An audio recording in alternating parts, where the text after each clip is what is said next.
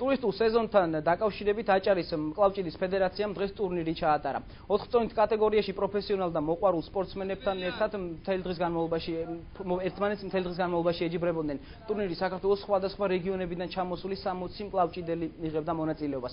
მათ შორის იყვნენ აჭარის, საქართველოსა და ევროპის ჩემპიონები. გამარჯვებულებს და საპრიზო ადგილზე გასულ სპორტსმენებს თასები, მედლები და ფასიანი საჩუქრები გადაეცათ. ტურნირი ბათუმში სპორტისა და ახალგაზრდობის საქმეთა დეპარტამენტის მხარდაჭერით განხორციელდა.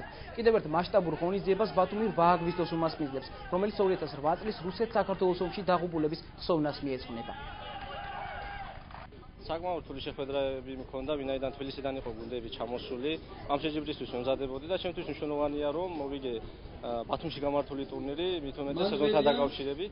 და ყველა იმ ადამიანს მინდა გადავუხადო მადლობა, ვინც წვლილი შეიტანა ჩემს წარმატებაში. მინდა აღვნიშნო, რომ აჭარის მკლავჭიდის ფედერაციის ორგანიზებით ტარდება ეს ტურნირი და სპორტის და ახალგაზრდობის დეპარტამენტის თანადგომით, ერთიანი ნაციონალური მოძრაობის თანადგომით ერთობლივად საკმაოდ კარგი ღონისძიება ჩავატარეთ და იმედია, რომ ამ სეზონზე ძალიან ბევრ ტურნირს დავგეგმავთ კიდე და ერთი ტურისტი მიიღებს მონაწილეობას და საკმაოდ კარგად გაერთობიან და კარგად აისვენებენ. სპორტის და ახალგაზრდობის დეპარტამენტი ყოველთვის მთელი ზაფხულის განმავლობაში სხვადასხვა აქციას, სხვადასხვა ღონისძიებებს გეგმავს ბათუმში, ქობულეთში, ზღვის სანაპირო ზოლზე დამსვენებელთათვის, ჩამოსული სტუმრებისათვის და ვიმედოვნებთ, რომ ესეთ ღონისძიებებში მიიღებს არა მარტო პროფესიონალი სპორტსმენები, არამედ ყველა ის ადამიანი, ვინც ისვენებს